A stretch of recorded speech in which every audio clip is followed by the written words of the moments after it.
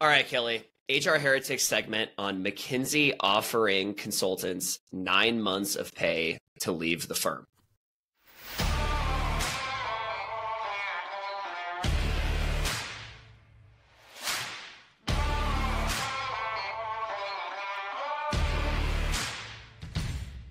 So here's the background.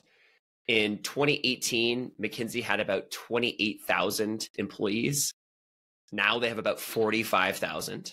Seems like they overhired during the pandemic, as did many tech companies. And what they're trying to do now is to reduce headcount. And the way that they're trying to reduce headcount instead of doing a RIF is by offering people the opportunity to quit and to start looking for a job. They will give you 9 months of pay. You don't have to work anymore, but you can't come work at the firm. What's your take? Yep.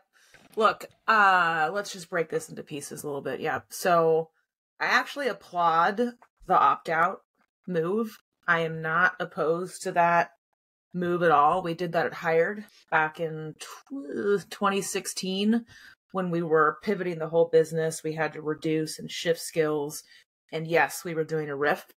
But as a part of that, we also gave an opt-out. We'll give you 6 months, et cetera, et cetera. And we actually got more hand raises than we anticipated, which made the reduction easier, right? Oh, you guys did it before the we RIF. did it during the same time. We announced there was going to be a RIF, right? Okay. And the why behind it and this and that. And if you were thinking about leaving anyway, or you're unhappy, like help us and help us help you, right? Raise your hand and then we'll take that into consideration. That's really interesting. The timeline for which to do that. And it worked really well. Now, the thing I'll say about this, though, and we've talked about this many times, is clarity, transparency, and clarity of identity. I don't know if they're being honest about that or not. Like, one could discern that, right? A reasonable person could discern based on the article and this option that this is going to happen. But you have to say, and this is what's going to happen, to give people all the information. If you want to stay here, and you don't want to raise your hand, you're rolling the dice a little bit. So I don't know if they're being upfront about that, but that is the key in my mind, and especially the why behind it, you know? That's really interesting, Kelly. So, okay, so I've done the opt-out too at Carta when we did our layoff in 2020. We gave people the opportunity to take the same severance as the impacted employees. I'm now, every time I talk to a founder or a chief people officer who's doing a layoff, I recommend they do this. Because ultimately you want people in the business who want to be there. And if they don't want to be there, give them the opportunity to leave in the same way that you're giving the severance to folks that are being impacted. Now, that said, the counterpoint is always, well, what about business continuity? And 9 months of severance is a legit package. Like, you got to tip your hat to that. Like, that's like at the top of the scale. And so how did you guys think about the business continuity issue? Yeah, that's where the timeline comes in. You know what I mean? So like, and the scale too. I will say the bigger the company, arguably the harder it is, right? We were 400 people. So if I have 30 people that raise their hand, I can talk to them one by one. We can plan for what's going on in the business. Interesting. You know, if someone raises their hand, we don't want to raise their hand. You can try to figure out how to keep or whatnot. But if you can't, you have enough time to think about succession planning before the RIF. So that was the chronology of the timing.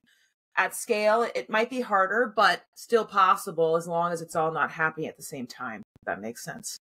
Yeah, it makes total sense. So you're just basically saying like, hey, if you have a 45,000 person company and call it 3,000 people raise their hand, logistically, it's going to be a nightmare to have all of those conversations. But like, that's the trade-off of not doing a broad-based RIF. That's the trade-off. And, you know, presumably that people team is multipliers bigger as well. So it's just a matter of scale with the same motions, you know, and then someone could be like, well, that's a nightmare. Fine.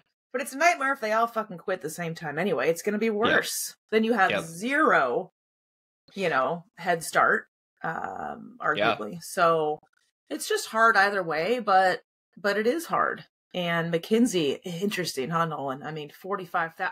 And we're not talking about, you know, us public school kids coming in. We're talking about creme de la creme, like high degree, high paid, highly educated, arguably harder to screw over in the ways we've talked about, you know, with companies. And so that's a tough one. That's a tough one.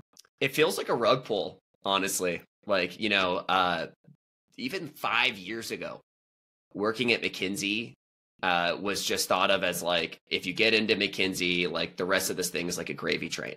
Yes. My wife went to Stanford, and I went to University of New Orleans. So the joke I always make about Stanford is, you know, there's like the Willy Wonka golden ticket. Totally. And you can just like wave that thing around and you get into all these places that like us public school kids can't get into. And McKinsey's kind of the same way. But it feels like these older institutions, whether it be universities or whether it be like McKinsey, Bain, BCG, or investment banks, it feels like the rug is being pulled on some of these people who have gotten in there recently. Yeah. Because the promise before was, hey, you get in here, you get this amazing network, you know, you could tap into it whenever you want. Whatever you want to do after this becomes easier if you come and put your time in here. And my take, and I think this is what you and I have been seeing happening, is like these older institutions are changing. Yes. And as it relates to startups, the signal that you used to get if you worked at McKinsey or if you had a Stanford MBA was like, oh my God, we must talk to this person right away.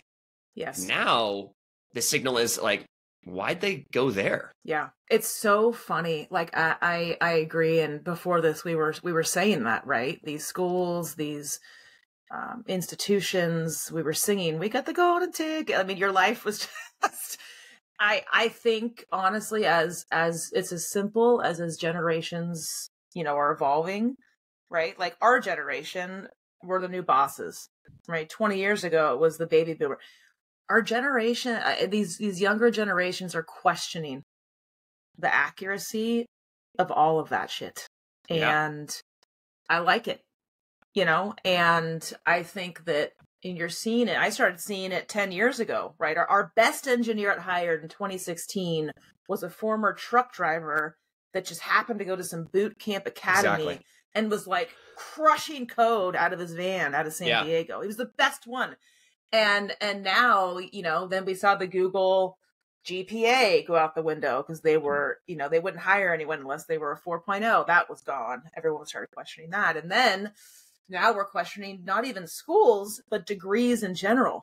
You don't need a degree. Like all these things are changing. And I remember back when I was at Yahoo as well, in 2007, I remember the McKinsey suits coming in. And they were helping us redo the whole go-to-market model at Yahoo. And they would come in and everyone's like, oh, they're from McKinsey. She's from McKinsey. She's like a god. And it was just assumed. And I don't think that, I'm not saying that's bad. Not saying she wasn't a god. I'm just saying that I think this next crop, we are questioning things that were just believed before. And the bullshit meter is kind of higher. So yeah, these resume stamps that you used to be able to get that really meant something, I think they don't mean as much anymore. Hey everyone, we'll be right back in a moment after a word from our sponsors.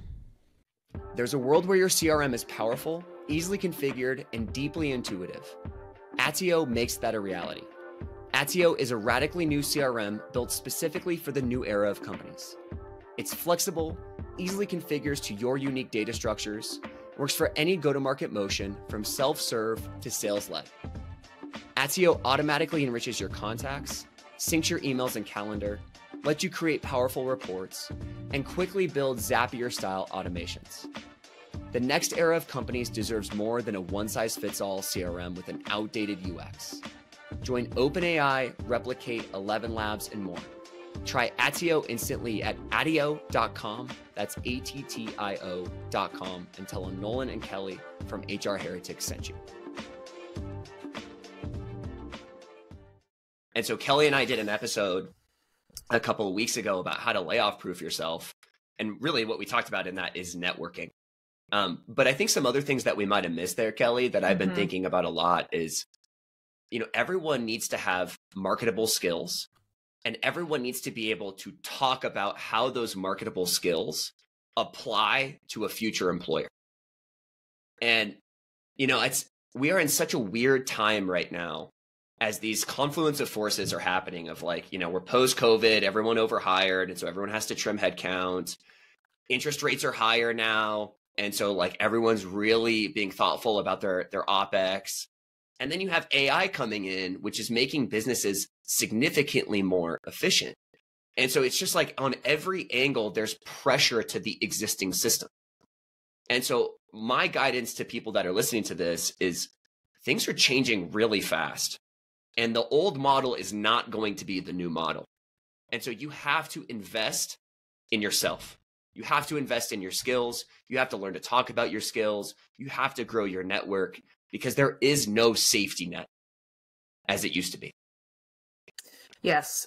And the thing that I'm seeing, feeling, and frankly have looked for myself, like the past, X number of years for people is the pedigree, and even to some extent, like hardcore, brilliant technical or functional skill sets with AI, with tech, they will matter less than people like being able to work with other people and communicate well and collaborate and being fucking well-rounded, right? We just talked to Peterson Conway. I won't give it away, but some of the search like parameters they're doing on people, you would never, ever think, right, that would be a valuable thing. And they're searching for this. And so I think the nature is not like the GPA only, the pedigree, the school. It's, are you a well-rounded person that can handle a bunch of shit, handle stress, problem solve, and work with other people? Because the technology will solve a lot of the other stuff. It will never, I think, solve that, at least not for, till we're gone. It's a really well said comment, Kelly, because, we talk about soft skills, and soft skills are always like this, like fluff. It feels really fluffy in normal conversations when you hear about it. But what you're talking about is problem solving skills. That's right. With other people. And that's not in a way that makes them miserable and no one wants to work with you. Like, that's exactly really important. Yeah, like it's about, business is about solving problems. Yeah. And AI is not going to be near the point of solving problems without people, I think, for a long time. No.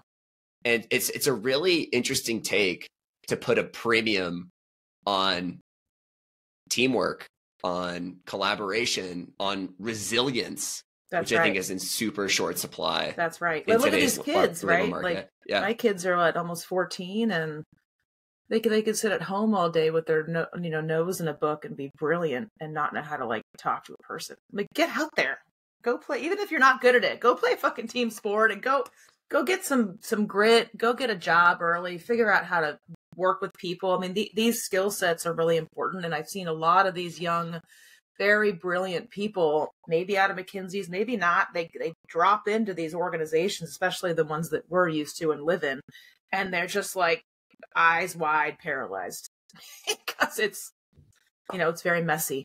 Yeah, business building, it turns out, is messy. And I've been talking to some friends about this who have been thinking about searching for a job right now, and I'm like, well, why are you looking? I'm like, oh, it's a fucking mess here. Yeah. And I was like, hey, I got news. It's a mess everywhere. That's the point. That's why you're there, to help clean it up. That's right. and I think it's just a very interesting time. I'll leave the audience with this. As you think about where you are right now in your career, and as you think about your next move, the contract between employees and employers is changing right now. And it's changing, it's moving underneath people's feet. And so the number one piece of advice from me and Kelly is invest in yourself. And invest in your network, because you might need it in this market. So let us know what you think. Give us some feedback in the comments. Thanks, all. Thanks. HR Heretics is a podcast from Turpentine, the network behind Econ 102, Moment of Zen, and Turpentine VC. Subscribe, 5 stars, share it on Apple, YouTube, Spotify, anywhere you get your podcasts, all the things.